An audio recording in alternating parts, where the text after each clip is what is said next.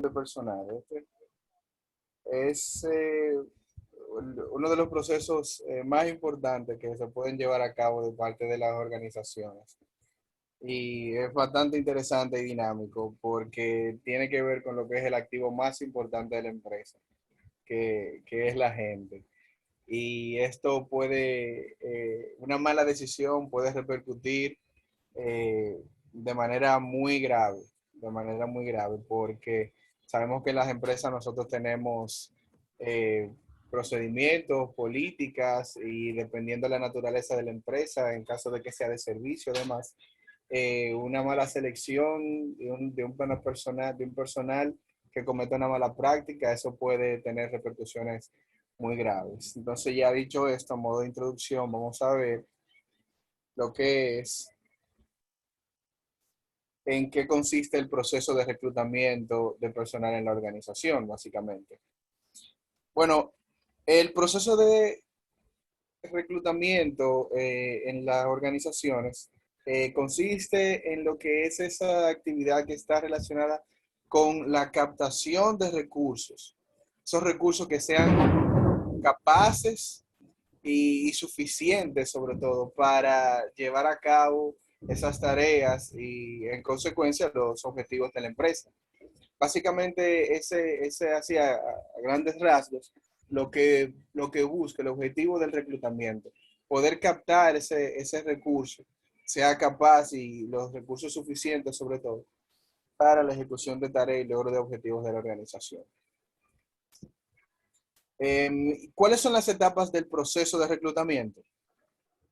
Bueno, con respecto al tema de las etapas, básicamente está lo que es el cumplimiento de los requisitos de parte de la persona. Bueno, ya detrás de esto existe todo lo que es ya un tema de proceso como tal, que es donde está la creación de la vacante o el diseño del puesto, lo que es donde está lo que son la descripción del puesto, básicamente el alcance de ese puesto.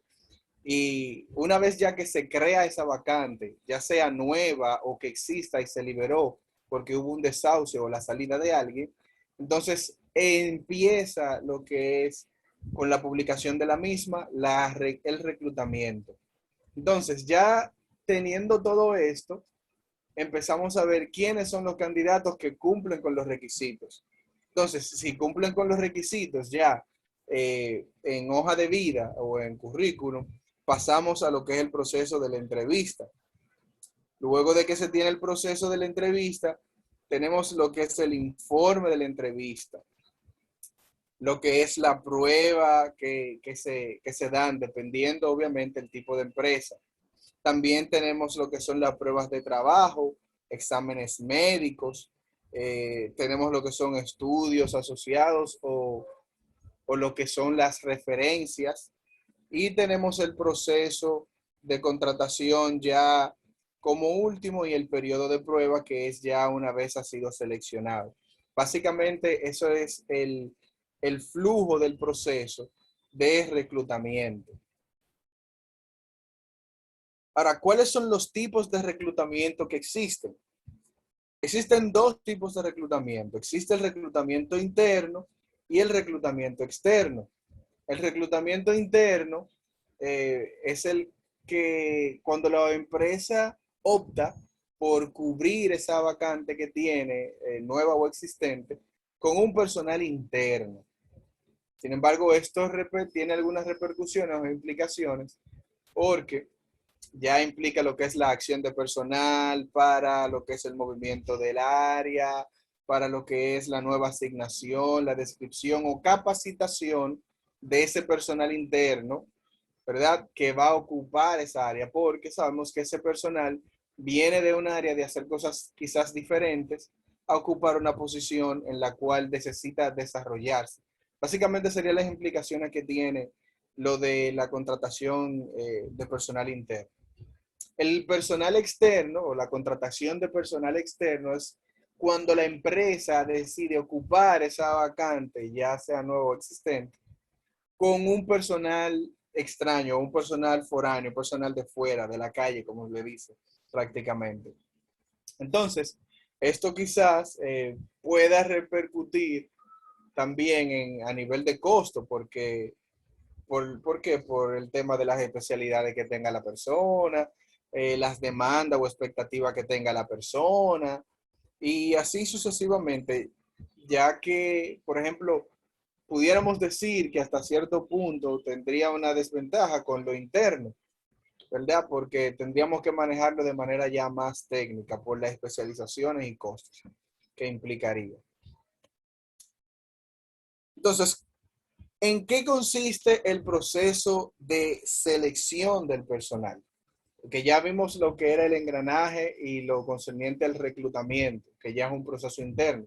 Pero ya la selección de personal como tal consiste que una vez que ya se ha reclutado esa persona o se tiene una serie de candidatos que se ha seleccionado, se debe escoger el que sea más apto para la posición, el que cumpla mejor con la eficiencia y adecuación a esa posición.